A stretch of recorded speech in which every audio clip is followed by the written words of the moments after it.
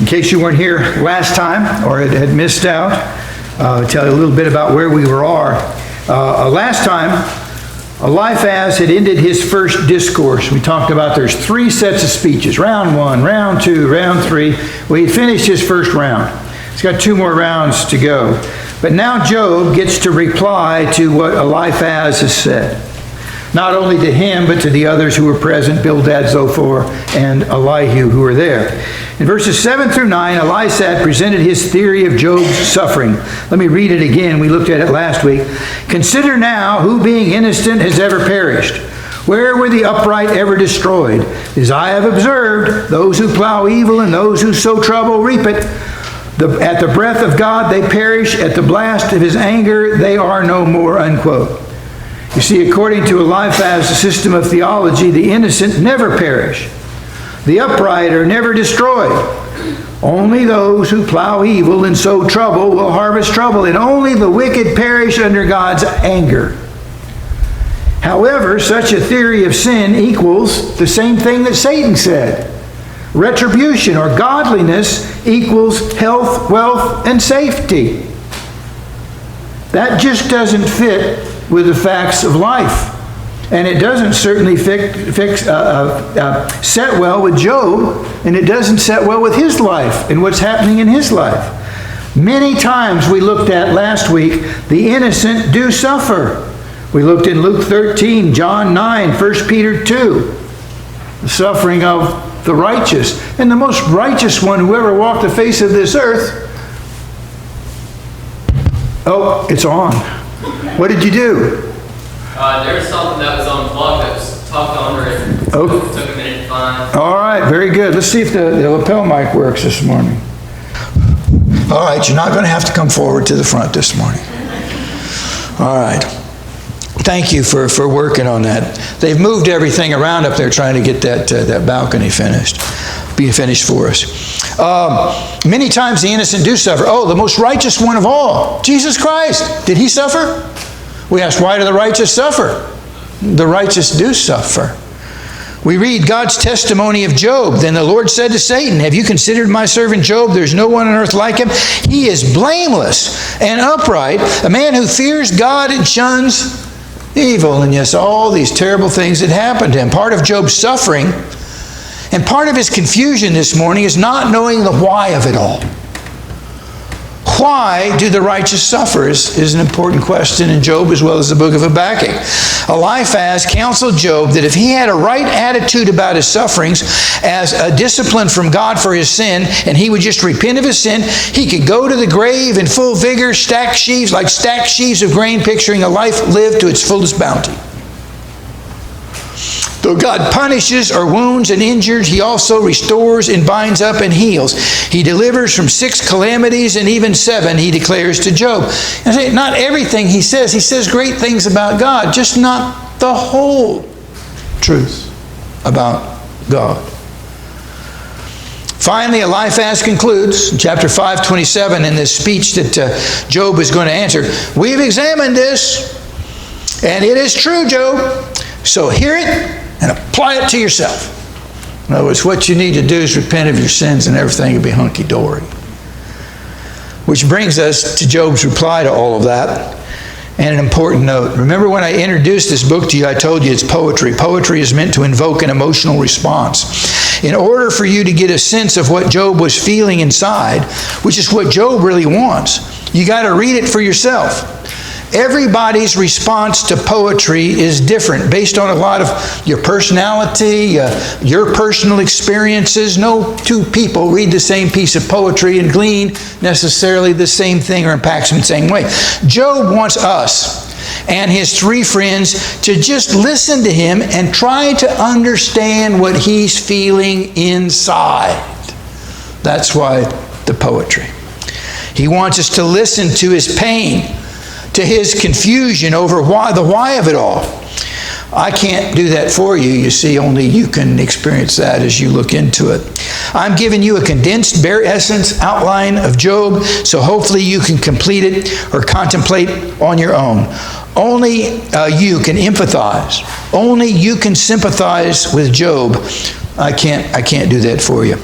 Now, there's a lesson here for us. Again, what Job really needed from his friends was for them to just listen to him, really listen, and try to understand.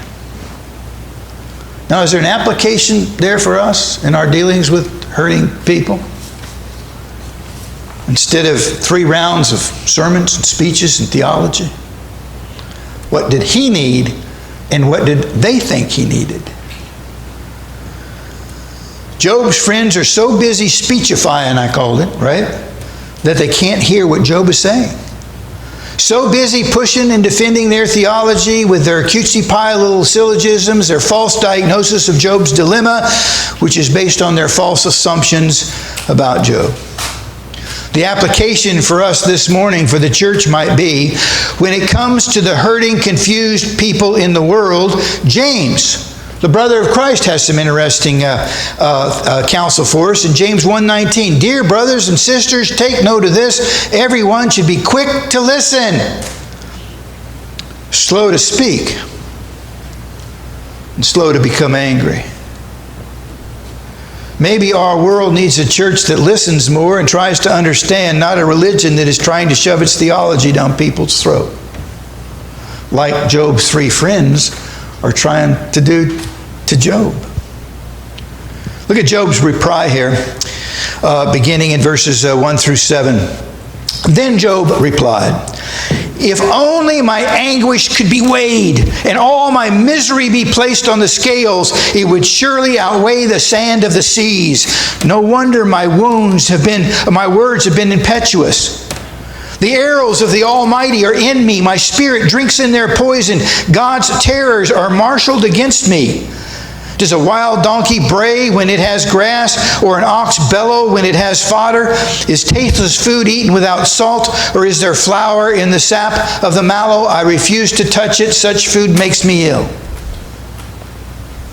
Job is trying to tell us and his friends that the reason he's complaining, baying like a donkey and wishing for death, is his anguish and his grief and his confusion are so great that if weighed on the half the scales of misery with the other, misery would totally outweigh his complaint. His suffering is heavier than wet sand of the sea, and his words are nothing compared to his suffering. He felt like God was shooting poison arrows in him. He was target practice for tragedy, ground zero for suffering.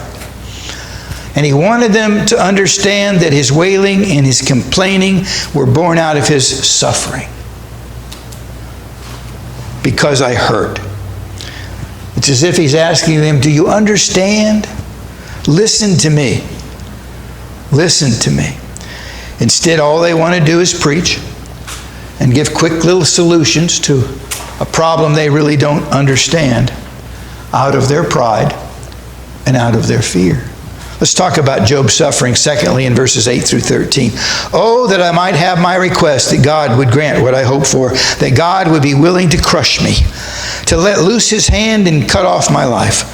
Then I would still have this consolation, my joy and unrelenting pain, that I had not denied the words of the Holy One.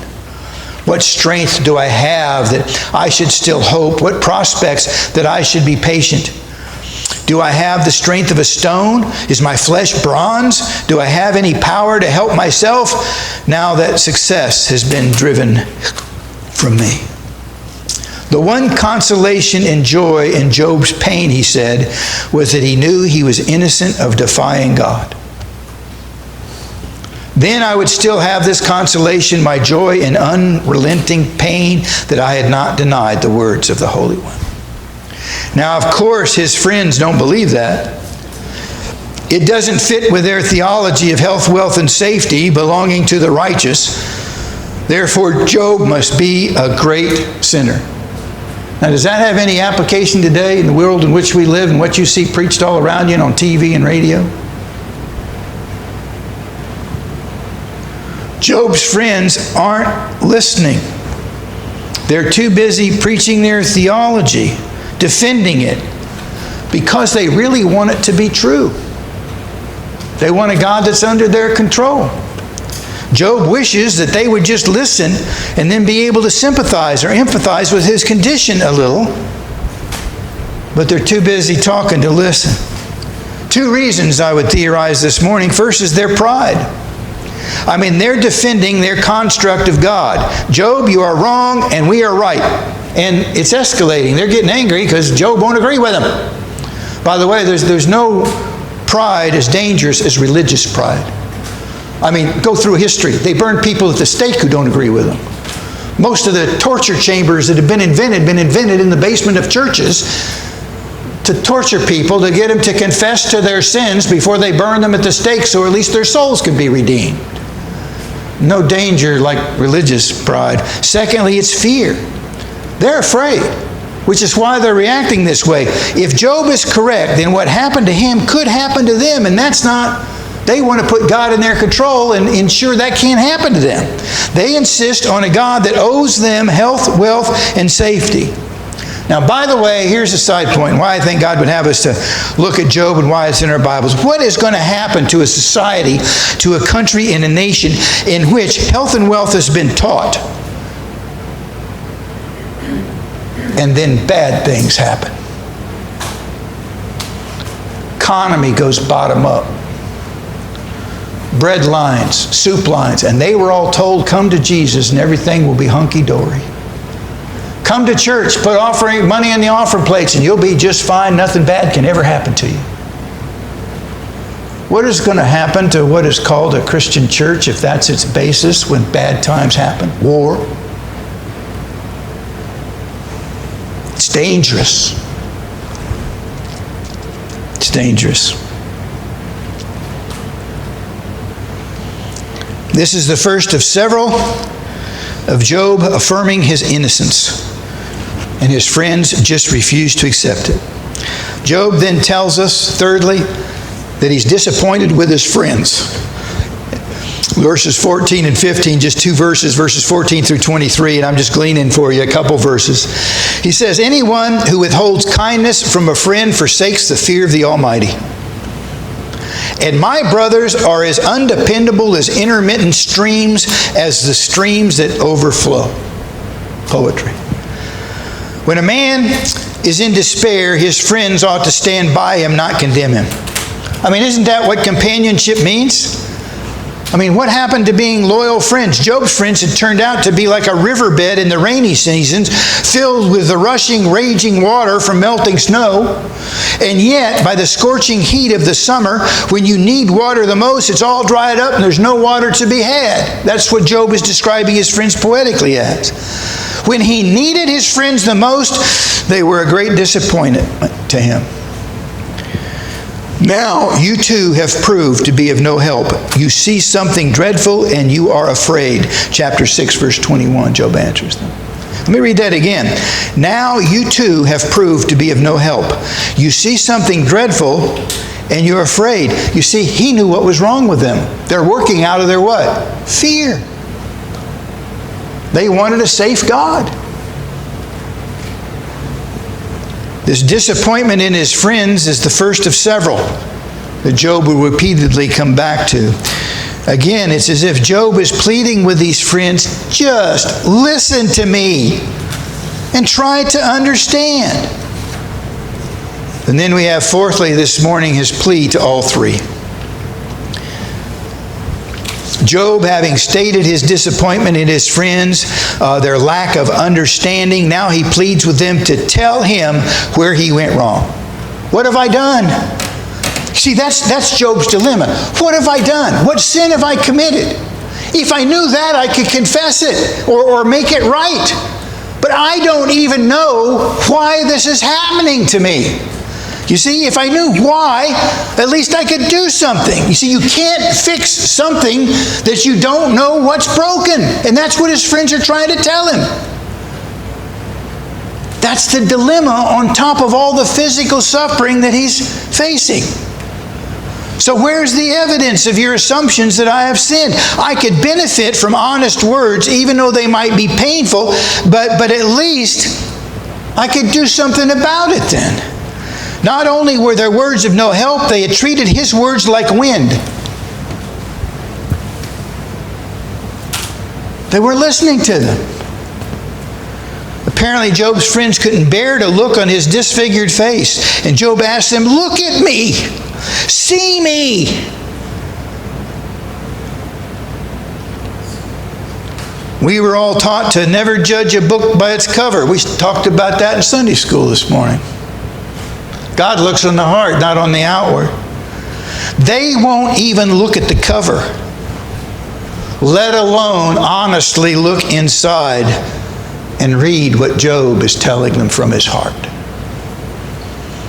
I mean, listen to just a few of these verses. We don't have time this morning. Verses 24 through 30. Teach me and I will be quiet. Show me where I've been wrong. But what do your arguments prove? Do you mean to correct what I say and treat my desperate words as wind? Be so kind as to look at me. Would I lie to your face? Is there any wickedness on my lips? Unquote. Why won't you just look and listen? Why? Because he nailed it before. They're afraid. They're defending their theology. Have you ever noticed how when everything's going right and you're doing good and you got money in the bank, how you got lots of friends? And when tragedy hits, where'd they go? They scatter like a flock of geese. Proverbs 19:4 says, wealth brings many friends, but a poor man's friends desert him. Tragedy happens. Poverty happens. Proverbs 19:7 says, a poor man is shunned by all of his relatives. How much more do his friends avoid him? Though he pursues them with pleading, they are nowhere to be found. Unquote. They scatter. In fact, as I've told you before, I've had folks come to me many times in counseling that were in churches that were very much into the health and wealth thing. And if bad things happen to you, it must be because you don't have any faith or you're not really a Christian.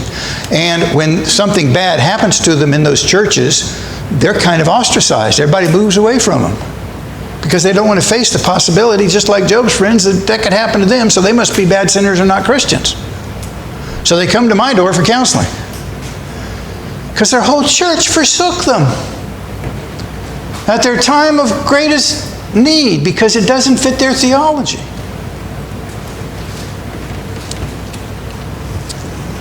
Where's the evidence of your assumption that I have sinned? I could benefit from honest words. Honest words. Then we turn back again in chapter 7 to Job's misery. He says he feels like a soldier toiling to fulfill his enlistment. Now, I can understand that. A short timer. In the military, when you got short enough after you did half of your tour and you're thinking about getting out, you got this short timer pin, which was just a helmet with two little boots sticking out. You were so short you couldn't even see over your boots. But you get a calendar and you start checking off the days. Just like as a kid, you checked it off for Christmas. Right? He feels like a soldier who's he's checking off those days every day, just checking off another day. A hard-working hired hand, a slave, a servant who works in the hot sun and longs for the end of the day. But there's no end of the day in sight for Job. Like a hireling working or waiting to be paid. But Job's condition was so much worse than that. Instead of being able to rest in the shade at the end of the day, there was no end in sight for Job. Even his nights were unending misery. He tossed and turned in pain, he tells us. Who can sleep with a body covered with worms, probably eating his dead flesh and dirty scabs? Job 7:6, my days are swifter than a weaver's shuttle, and they come to an end without any hope. Then we have his prayer, finally, in verses 7 through 21, Job's prayer.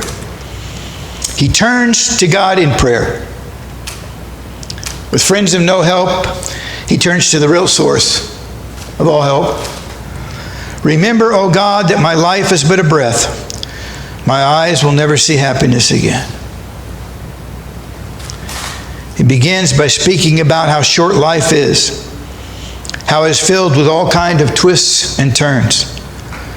Job felt his life was ebbing away more rapidly than a weaver's shuttle. You ever see those weavers when they weave and they pass that shuttle back and forth? Almost so fast you can't see it.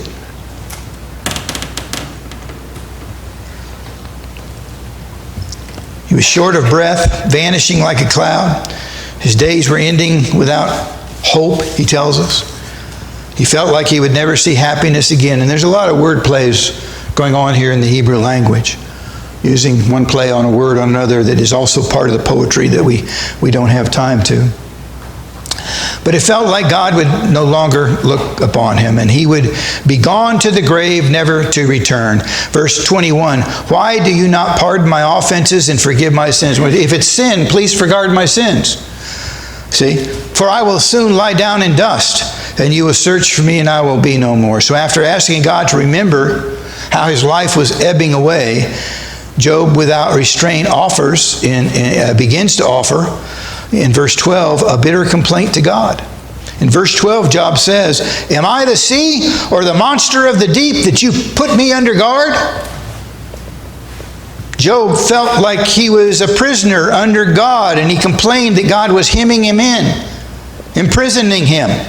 Now, a little side note about this monster might be an allusion to a Ugaritic mythology in which the sea god Yam was defeated by Baal, or to a Babylonian myth of Marduk, which was overcome the sea monster Tiamat, and a guard in a prison was set over her. She was a female monster. Of course, Job isn't giving credence to those myths, but he's using the folklore of his youth, the stories of his youth, using poetry to try and express to his friends how I feel. You see, he feels like a sea monster in a story of his childhood that had been dominated and defeated and confined by a pagan god. Job felt as if he were being treated not as a man, but as a subhuman creature, a monster, enslaved, defeated, and under guard, no longer free to roam ever again. Using poetry to tell you, this is how I just can't you hear me? And then in verses 13 through 15, Job accuses God of frightening him with dreams, nightmares. When he tried to sleep, perhaps for a little while to escape in a dream, the misery of his life, he couldn't because of nightmares. Then in verses 16 through 19, he longed for God to just leave him alone. Verse 16b, let me alone, my days have no meaning. Meaningless is my life. Then Job asked God to tell him how he had sinned. Earlier he had asked his friends a similar question. If that's the why, that's okay, but tell me, what did I do? And I'll confess it. Verses 20 through 21. Listen to all the ifs and the whats here. If I have sinned, what have I done to you? You who sees everything we do, why? Why have you made me your target? Have I become a burden to you? Why do you not pardon my offenses and forgive my sins? For I will soon lie down in the dust, and you will search for me, and I will be no more. Job cries, why? Why have you made me your target? How can I make sense out of all this suffering, or what has become my life? This prayer to God in verses 6 through 21 of chapter 7 is a complaint. And it is a cry of utter despair. Now then, in summary, in Job's life, which is quickly passing away, Job felt like God was constantly tormenting and terrifying him. The only relief in sight was the grave. So he says, leave me alone and just let me die. As he asks, why is this happening to me? The theologian by the name of Leighton Talbot wrote, and I quote, but the fact that God did not tell Job what we know preserves the larger issue at stake. Submissive trust in what we know the character of God is, even when life looks otherwise. Let me read that again. Submissive trust in what we know the character of God to be. You know God is just. We know God is good. Even when life doesn't seem that way.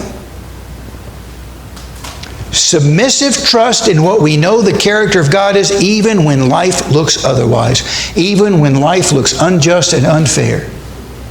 I know my God is on the throne. And how good is He? He's good all the time. regardless of what's happening in this old world, happening to me. Remember the spiritual warfare. And the test here, John Walton and Temper Longman state it this way: the foundational question of the book raised in concerns whether Job serves gods for nothing. No one in the ancient Near East served God for nothing. The great symbiosis assumed that people served the gods so that the gods could serve them, and vice versa. That's pagan worship. You went to the pagan temple. The time of the New Testament churches in Greece, there were hundreds of pagan temples in town. You wanted something done, you took a sacrifice, you gave them a daughter, you brought them money to the pagan temple so that that pagan god, whichever one you needed to do something for you, would do for you. You were buying blessings from the pagan gods. That's what pagan worship is all about, and what the book of Job is exactly the opposite of that. Will a man worship God when there's nothing in it for him? Not to get something from God.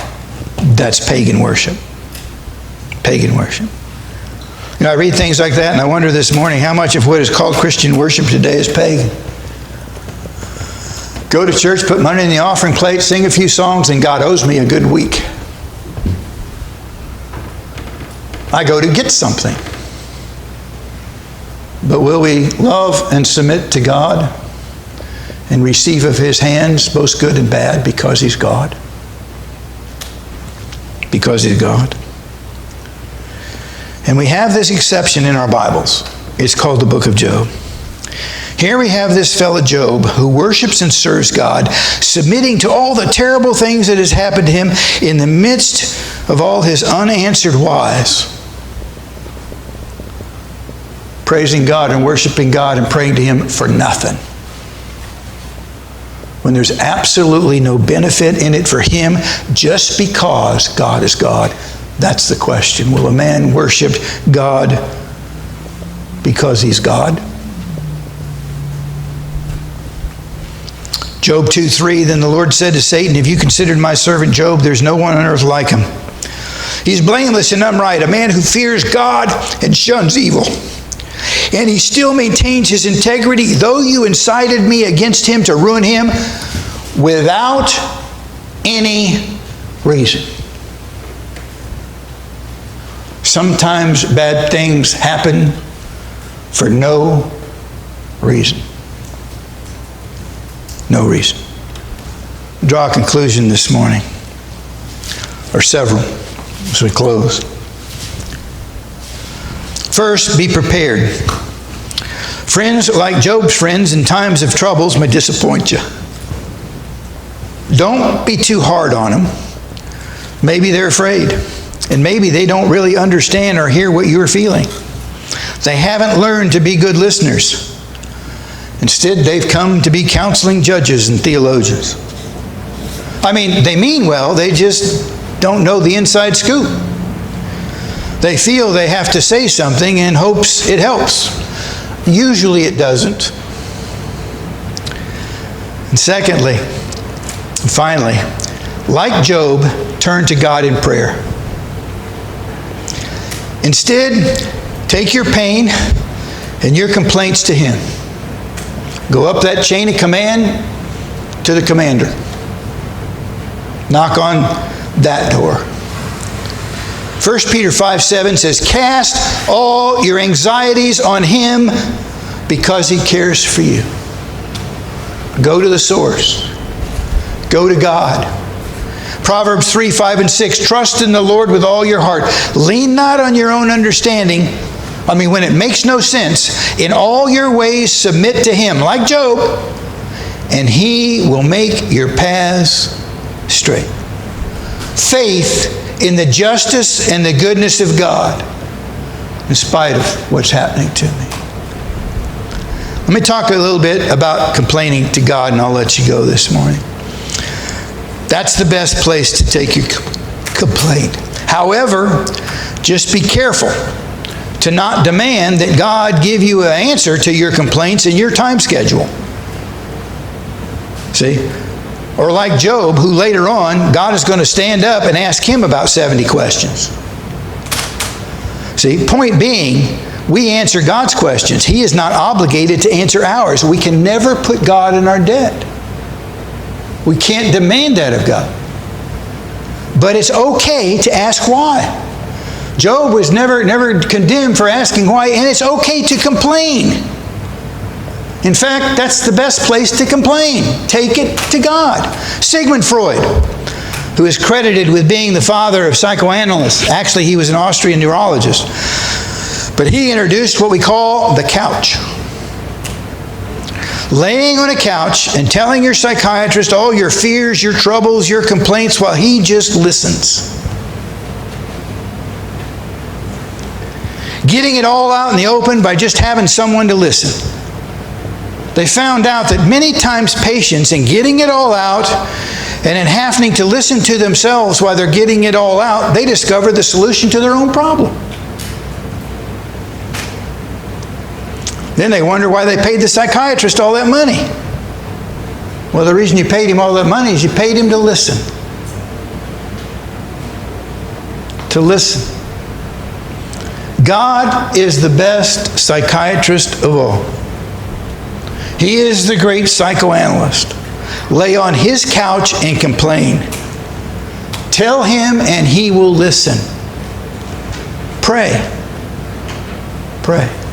King David complained to God a lot in the Psalms. You can't read the Psalms, but it is like all complaints for the most part. I mean, he started out his prayers complaining about this, that, and the other, but it always ended up turning to praise. Now, how does that happen? And I think it's an important principle you need to learn this morning. I mean, for example, Psalm 142, I picked one, just a few verses. He starts out, I cry aloud to the Lord. I lift up my voice to the Lord for mercy. I pour out before him my complaint. Before him, I tell him my trouble. He says to God, look and see, there is no one at my right hand. No one is concerned about me. I have no refuge. No one cares for my life. Listen to my cry. I'm in desperate need. Rescue me from those who pursue me, for they're too strong for me. Set me free from my prison. Interesting, that's the same thing Job was feeling. Set me free from my prison, that I may praise your holy name. Then the righteous will gather about me because of your goodness to me. You see, God turns our complaints into praise. Into praise. You see, it's about your focus. When bad things happen, trials, afflictions, what do we focus on? The bad things, the trials, and the afflictions, and it gets worse. But when we go to God with that complaint to tell him, we quit thinking about all of those things so much, because who are we talking to? God. Okay, so we start telling God this. And then pretty soon what David does is, oh yeah, and you're my God. And you save me. And you deliver me from, praise God. So his attention is taken off the complaints to a great and good God that he ends up praising in the end of the psalm. That's how you turn complaint to singing praise. By God's psychiatry, laying on his couch and giving him your complaints, your hurts, your sorrows, and your prayers. Let's close with those thoughts this morning as we sing a song.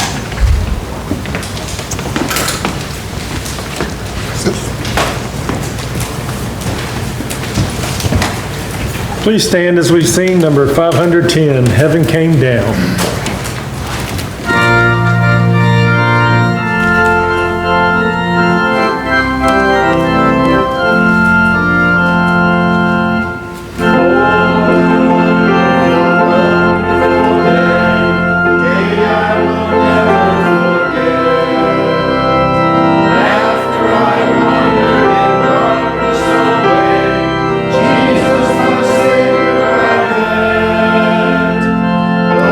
Oh,